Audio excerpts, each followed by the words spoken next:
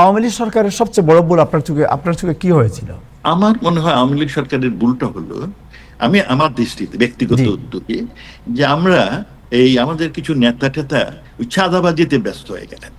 যে টাকা দেয় তাকে তিনি পদ পদবি দেন, আর জনগণের সাথে সম্পৃক্ততা কমে গেল। আমার সরকার সরকারি কর্মচারীর উপর খুব বেশি নির্ভরশীল হয়, ওরা যা বলে তাই। আমি আপনাকে বলি, একজন মন্ত্রী হিসাবে কিংবা পরবর্তীতে এমপি হিসাবে মাননীয় প্রধানমন্ত্রীর সাথে সাক্ষাৎ করার সুযোগ আমাদের সীমিত হয়ে গেল। কারণ সরকারি অফিসাররা আপনার অ্যাপয়েন্টমেন্ট দেন, তিনারা সহজে দেন না, একটা না একটা বাহানা দিয়ে। আর আমরা যারা রাজনীতিবিদ বা প্রধানমন্ত্রী মাঝে মধ্যে কোনো জায়গায় বড় বক্তৃতা দেন, আমরা দূরে চেয়ারে বসে থাকি, হ্যাঁ, আর উনি সারমন দেন, আমরা এক পেশে শুনি। তারপরে যখন উনি বক্তৃতা শেষ করেন, তখন আমাদের রাজনীতিবিদরা ওনার সাথে কথা বলার জন্য সামনে অগ্রসর হইলি সেই এসএস এর লোক 25 ফিট দূরে দূর দূর করে সরায় দেয়। তার ফলে ওনাকে কেউ কিছু বলার কোনো, আমাদের রাষ্ট্রনায়ক শেখ হাসিনাকে কিছু বলা, যে আমরা কিছু ফিল করি, এই চাঁদাবাজি, এই করাপশন, এইগুলো পাবলিক কি মনে করতেছে আমাকে, সেটা বলার সুযোগ আমাদের কমে গেল। তা আমার মনে হয় আমাদের সবচেয়ে বড় অপরাধ হচ্ছে দুটো। একটি হচ্ছে জনগণের সাথে সম্পৃক্ততা কমে গেছে, আর আরেকটি হলো আমাদের অনেক বিভিন্ন শ্রেণীর নেতারা এই চাঁদাবাজিতে, এইগুলোতে আপনার মুখ্য হয়ে গেলেন। হ্যাঁ, এবং এইগুলো আমি সংসদেও তুলেছি, আমি সংসদেও প্রস্তাব দিয়েছি যে এইগুলো বন্ধ করতে হবে। হ্যাঁ, কারণ মানুষ এগুলো পছন্দ করে না। কিন্তু আনফরচুনেটলি আমার দলের মানে যারা নীতি নির্ধারকরা ওইটার উপর, আমি যেমন ইভেন সংসদে বলেছি যে আমার সিলেট শহরে যে আমার এয়ারপোর্ট হবে 3 বছরে, আচ্ছা 3 বছর পার হয়ে গেছে, 10% কাজ হয় নাই। এর মূল কারণ হচ্ছে আপনার দুর্নীতি। এরা দেরি করলে পরে ওইটার পয়সা বাড়ে, তখন ওইটা পয়সা যা অধিকতা দেওয়া হয় 80% খেয়ে ফেলে। সুতরাং তাদের চিহ্নিত করে আমি বলেছিলাম যে পিডি হবে, যে সে যদি অন টাইম প্রজেক্ট শেষ না করে তার ডিমোশন হবে, চাকরি যাবে, যদি রিজনেবল গ্রাউন্ড না থাকে। এইগুলো কয়েকটা এক্সাম্পল। আপনি কি বলতে চাচ্ছেন যে আপনারা যারা মন্ত্রী ছিলেন তখন, মন্ত্রীরাও প্রধানমন্ত্রীর সাথে দেখা করতে, মানে সব সময় দেখা করতে পারতাম না, it is not very easy. তখন আমি মন্ত্রিসভার সদস্য হলাম, হ্যাঁ, কোভিড এর আগে যখন আমরা হলাম, তখন মাননীয় প্রধানমন্ত্রী প্রত্যেকদিন ক্যাবিনেট মিটিং এর পরে সব অফিসারদের বের করে দিতেন, দিয়ে সব রাজনীতিবিদ, ইলেক্টেড যারা রাজনীতিবিদ তাদের রাখতেন। তখন উনি বলতেন যে আপনাদের কোনো সমস্যা আছে কিনা, তখন আমরা নির্দ্বিধায় আমাদের সমস্যাগুলো বলতাম, তখন উনি উত্তর দিতেন, কাউন্টার হতো, আমরাও কাউন্টার করতাম। হ্যাঁ, কিন্তু কোভিড এর পরে মিটিং এর সাথে উনি বের হয়ে যান, আমরা দৌড়ে গিয়ে দাঁড়ায় কোনো একটা যদি কিছু কথা বলতে পারি সেই সুযোগ নেওয়ার চেষ্টা করি। এই একটা ডিস্টেন্স শুরু হলো, এবং এই ডিস্টেন্সটা পরবর্তীতে খুব গুছানো হয়নি। হ্যাঁ, ইট ওয়াজ, যেমন ধরুন আপনার এই কোটার কথা বলি, কোটার সম্পর্কে আমাদের প্রত্যেকের ধারণা হলো যে আওয়ামী লীগ নীতিগতভাবে এই কোটা রেশনালাইজ পরিবর্তন চায়, কারণ আমাদের অনেক সহকর্মীরা এই নাতি ফাতি ওগুলোর জন্য কোটা রাখার কোনো পক্ষেই না। আর বা ছেলে হচ্ছে, আচ্ছা ছেলে মেয়ের পর্যন্ত রাখছেন, ঠিক আছে, এরপরে আর কি। কিন্তু আমরা এই জন্য এটা পরিবর্তন চেয়েছি, এবং এইটা নীতিগতভাবেও আওয়ামী লীগ এটা গ্রহণ করেছে। কিন্তু কোথায় লয়াররা কি একটা কেস শেষ করে তারপরে আমি এটা নিয়ে কথা বলেছি, তখন আমাকে বলা হলো যে আমরা যেহেতু অ্যাপিল করেছি, তো কোর্টে একটা রায় দেয়। আমি বললাম কোর্টে রায় দেওয়ার কেসে, এটা তো রাজনৈতিক সিদ্ধান্ত।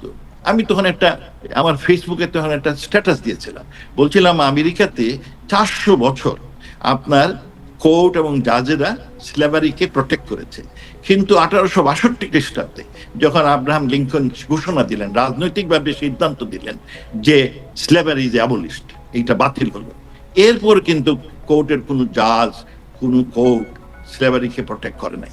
সুতরাং it was a political decision, and we should take the political decision. আপনাকে না, বুঝতে পেরেছি এটা আপনার, বাট এই যে আপনি বললেন যেটা, যে চাঁদাবাজিতে লিপ্ত হয়ে গেছে কিছু নেতা, এবং আপনি জানেন যে বড় বড় দুর্নীতিও হয়েছিল অনেকগুলো, বাট আপনারা কি কখনো প্রধানমন্ত্রীর এই দৃষ্টি আকর্ষণ করতে পারেন না? যেমন বেনজিরের দুর্নীতি, আপনার যখন আপনার এই যে কালো টাকা সাদা করা, সেই সব নিয়ে আমি বলেছি। করাপশন নিয়ে, সরকারি কর্মচারীর যে ভরাডুবি করাপশন, সেটা নিয়ে বলেছি। তারপরে আপনার এই প্রজেক্ট ডিলে করে যে করাপশন হয়, সেটা আমি বলেছি। ব্যাংকিং ক্ষেত্রে যে একটা নৈরাজ্য, হ্যাঁ, ব্যাংকিং এ 2-1টা লোক লাভবান হচ্ছে, যারা এমন লোক, এরা ব্যবসায়, আমি চিনি না ওদের, হ্যাঁ, এরা আওয়ামী লীগের লোক না, যেমন আপনারা শুনেন এসালামের কাহিনী। এসালাম সাহেব কি একবার জাতীয় পার্টি, একবার বিএনপি, একবার জামাত, এইসব উনি ব্যবসায়ী লোক। তাকে সে তার জন্য কারা দিল? সামরিক বাহিনী তাদের প্রোটেক্ট দিল, সবগুলোই সামরিক বাহিনী। আমরা এগুলো কিছুই জানি না। এই যে প্রোটেকশন দিল, তাকে সে ব্যাংক ট্যাঙ্ক লুট করলো, দখল করলো, ও সবই তো আপনারা আমাদের উর্দি পড়া লোকের কারণে করে। আমাদের কোনো ইনপুট নাই এখানে। আমি এগুলো তুলেছি। আমি তোলার পরে আমাকে বলা হলো যে দেখেন, আমরা তো জিরো টলারেন্স দিয়েছি করাপশনে, আর আমরা তো দুদকটা তৈরি, দুদকটা এম্পাওয়ার করেছি, তারা কাজ করবে। আমি কি প্রত্যেকের কেসের পিছনে পিছনে লেগে থাকবো? আমি বললাম হ্যাঁ, দুই একটা পিছনে লাগা তো উচিত। হ্যাঁ, দুদক তো ঠিক মতো করতে বললেন না। আপনি কি বলেন? দুদকটা আমরা ভালো লোকগুলো নিয়োগ করেছি। সো দিস ইজ আপনার অনেকেরই দায়িত্ব আমরা ঠিক মতো পালন করি। প্রধানমন্ত্রী শেখ হাসিনা যে একবার প্রধানমন্ত্রী শেখ হাসিনা যে একবার দেশ খালি প্রশংসা করতে করতে শেষ। হ্যাঁ, আর দুষ্টা বলতে বলতে ভয় রাজি না। একবার যে প্রধানমন্ত্রী নিজে বলেন যে আমার যে পিয়নেরই 100,000 কোটি টাকা। which is true। একজন ওনার এক পিয়ন, সে চাঁদাবাজি করে, এইসব করে বহু টাকার মালিক হয়ে যায়। না, উনি নিজেই তো বলেন যে আমার পিয়নেরই তো 100 কোটি টাকার 100 কোটি টাকার মালিক। সুতরাং অনেকদিন থাকলে যেটা হয় সেটা ওই যে বললাম, একটা দূরত্ব বেড়েছিল। আর এই যারা এই চাঁদাবাজ দিতে, তারা একটা মহসুদ দিতে, এইগুলো আমাদের কিন্তু এখন আমি একটু বলি, আমাদের অকর্ম 15 বছরে যতটুকু, এই ইউনূস সরকারের 18 মাসে তার থেকে বেশি। আর বর্তমানেও একই অপকর্ম চলছে। এটা কিন্তু দুঃখজনক আর কি। না, ঠিক আছে, বাট আমি জানতে চাই যে আপনার দৃষ্টিতে, আপনি যখন মন্ত্রিসভার সদস্য ছিলেন এই সময়ে, আপনি এখন যদি আপনাকে প্রশ্ন করি যে আপনার চোখে সবচেয়ে করাপ্টেড কে ছিল মন্ত্রিসভার মধ্যে অথবা আমলাদের মধ্যে? না, শুনেন, কোন রাজনীতিবিদ করাপশন করতে পারে সরকারি কর্মচারীর সহযোগে, একা পারে না।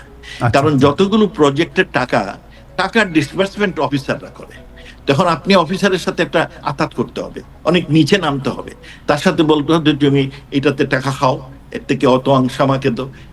সহযোগ ছাড়া আপনার মানে আমলাদের সহযোগিতা আপনি খেতে পারবেন না, এটা খেতে পারবেন না, আপনার লজ্জা লাগবে, আর আপনি ওরকম সম্পর্ক করতে পারবেন না। আপনার সবচেয়ে দুঃসময় কোন সময় ছিল, যখন এই মানে বা খুব বিব্রতকর, খুব দুঃখজনক অভিজ্ঞতা কি ছিল আপনার? এই প্রতিদিনই, কারণ আমি বড় শখ করে দেশে গেছিলাম, হ্যাঁ, শান্তিতে থাকবো, কিন্তু এটা অশান্তির দেশ হয়ে গেল। এটা প্রতি সেকেন্ডে দুশ্চিন্তায় ছিলাম যে এত লোকের কষ্ট হচ্ছে। আর আমেরিকা আমরা দেখেছি যে পুরনো বাড়িঘর সব আলামত থাকে। এই আমি যখন বস্টনে ছিলাম, কেনেডি সাহেবের যেখানে জন্ম হয়েছে, সেই বাড়ির কাহিনী, এটা মিউজিয়াম। কিন্তু আমাদের দেশে সব ভেঙে ফেলতেছে। এই 32 নম্বর ভেঙে ফেললো, প্রত্যেকের বাড়িঘর ভেঙে ফেলতে, প্রত্যেকের বাড়িতে একটা ঐতিহ্য আছে, মাজার ভেঙে ফেলতেছে, আপনার মন্দির ভেঙে। এতে কি? এইটা তো মন মানসিকতা বড় মানে খারাপ মানসিকতা। আমার তো একবার মনে হলো আফগানিস্তানে ওই যে অশোকার মূর্তি টুর্তি ভেঙে ফেলেছিল, ওই ধরনের এক ভাব আসছে বাংলাদেশে। Painful to me. আতঙ্কে ছিলাম সবসময়, ভয়ে। এই বুঝে গেল কোথাও একটু সামনে অ্যাপার্টমেন্টের বিল্ডিং এর সামনে গাড়ি ঘোড়ার আওয়াজ হইলো, তখন ভয় পাইতাম, ভাইকে আল্লাহ কি হইলো না কি। আপনার আরেকটা জিনিস জানতে চাই যে এই সময়ে আপনার যে বিপদের এই সময় ছিল, এই সময়ে আওয়ামী লীগের পক্ষ থেকে কেউ কি আপনার সাহায্যের হাত বাড়িয়েছিল? নো, কেউ আমি কোথায় আছি আমার কোনো খবরই তারা জানে না, আমিও কাউকে কন্ট্যাক্ট করি। আচ্ছা আচ্ছা। আর তখনকার সরকারে, যদিও সরকার ছিল খুব মানে হস্টাইল, কিন্তু এরপরে তো আপনি জানেন সরকারের বিভিন্ন গ্রুপ থাকে, তারা বিভিন্নভাবে হেল্প করে। আমি নিজেও কন্ট্যাক্ট করিনি, আর আমার সাথে যারা চাকরি করতেন তারা তারা আমাকে জীবনে কোনোদিন দেখেছেন কিনা চিনেছেন সেইটাও তারা গুনাহ করে কোথাও বলার সাহস পান নাই। এত ভয় তারা পেয়েছেন। এখনো যারা আমার সাথে কাজ করেছিলেন তারা আমাকে এখন চেনেন না, তাদের সাথে আমার কোনো সম্পর্ক নেই। সবচেয়ে বিস্ময়কর বিব্রতকর স্মৃতি কি ছিল আপনার ওই সময়ে? সবচেয়ে মানে কষ্টকর স্মৃতি আপনার? যে সুন্দর একটা সাজানো গোজানো দেশ ধ্বংস হয়ে যাচ্ছে, এটা আমাকে বড় পীড়া দিয়েছে। হ্যাঁ, সাজানো গোজানো দেশ। আমি খুব আশা করেছিলাম যে নতুন সরকার আসলেন, ইউনূস সাহেব, হ্যাঁ, উনি হয়তো কি করবেন, আপনার অবস্থার পরিবর্তন করবেন। আমি ওনারকে একটা অ্যাডভাইসও দিয়েছি। আমার বন্ধু যারা ওনার অ্যাডভাইজার ছিল তারা আমাকে ফোন করেছিল অ্যাডভাইজার হওয়ার। তখন আমি আমার নিজের বাসায় ছিলাম, যে দোস্ত আমরা অ্যাডভাইজার হওয়ার জন্য রিকোয়েস্ট পেয়েছি, এবং খুব ভালো। হ্যাঁ, তারপরে আমি তখন বললাম যে দেশে তো খুব ডিভিশন হয়ে গেছে, তিক্ততা বেড়েছে, এক কাজ করো, ইউনূস ভাইকে বলো যে উনি নেলসন ম্যান্ডেলাকে ফলো করলে he can unite the nation.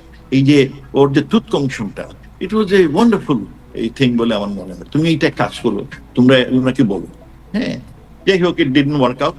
আমার খুব খারাপ লেগেছে যে আমি যার কাছে অনেক আশা করেছিলাম ভালো হবে কিছু। সরকার তো পরিবর্তন হবে, কিন্তু অস্বাভাবিক পরিবর্তন তো আমি চাই নাই। স্বাভাবিক পরিবর্তন হলে I would be very happy. কিন্তু এরপরে যে অস্বাভাবিক পরিবর্তনে প্রতিহিংসা, হিংসা, বিদ্বেষের এক রাজত্ব শুরু হলো, মবের রাজত্ব শুরু হলো, এগুলো আতঙ্কময় সবার জন্য। জি।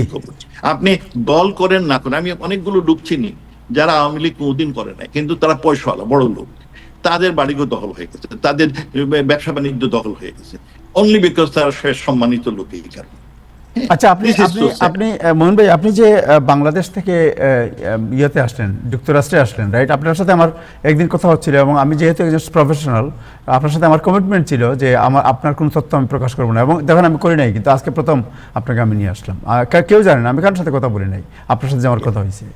বাট আপনি বলছিলেন যে ভারত হয়ে আপনি খুবই মানে সাংঘাতিক দুঃস্থকর আমি এটা বলেছি যে আপনাকে আমরা জানাবো এগুলো, একটা ছবি হওয়ার মতো। এই বিষয়টি জানতে চাই আপনার কাছে, কিভাবে আপনি দেশ থেকে বের হলেন ফ্রম দিস ওন কান্ট্রি। এইটা একটা ভালো মুভি হইতে পারে। হ্যাঁ, এটা আমি আর ডিটেল বলতে চাই না, কারণ এখনো অনেক লোক বোধহয় আনাগুনা করেন, এবং এইটা একটা বেশ ভালো ব্যবসাও কিছু লোকের। হ্যাঁ, it has develop a good business, এবং এটা আমাদের দেশের এই যে যারা সরকারি চাকরি করেন তাদের একটা আয়েরও পথ হয়েছে। Big source of income too. So আপনাকে যে তারা, এই যে আপনি বলছেন যে পাহাড়ের উপরে নিয়ে গেল, তারপরে কিছু দূর হাঁটতে হয়, তারপরে আবার গাড়িতে উঠি, তারপরে আবার নিয়ে গেল আরেক জায়গায়, একটু জাস্ট নাম না বলে যদি একটু স্মৃতি বলেন। বলতে পারি না, টানা হ্যাসরা করে নিয়ে গেছে, বলে স্যার এখানে শুইতে পারবেন, বসতে পারবেন না, এটা ডেঞ্জার। যাই হোক, আমি ওদের পালোয়ান নাম দিয়েছিলাম, ওদের নামটা আমি জানি না, পালোয়ান, ওদের বেশ শক্তি বলে। যাই হোক, এটা ইজ এ ডিফারেন্ট স্টোরি, এটা কোনো একদিন বলা যাবে। জি, আচ্ছা। সো আপনাকে জানতে চাই যে আপনি তো ধরেন যখন বাংলাদেশে